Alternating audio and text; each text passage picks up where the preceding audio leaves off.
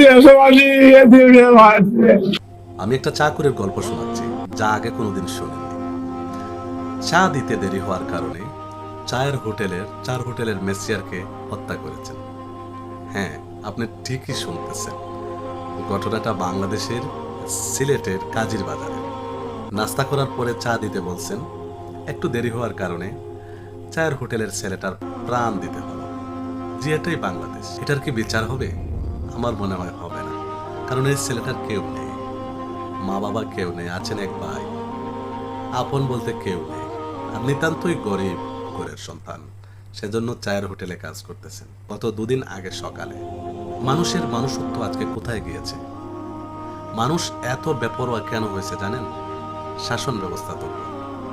শাসন ব্যবস্থা দুর্বল হওয়ার কারণে মানুষ থেকে হায়না হয়ে গেছে। আমরা তো বিচার চাই, সবাই বিচার চাই। আগামীতে যেন এরকম কোনো ঘটনা না ঘটে। পাশাপাশি সবাইকে একটা কথা বলবো, মানুষের বানানো তন্ত্রমন্ত্র শাসন দিয়ে মানুষকে কন্ট্রোল করা সম্ভব নয়।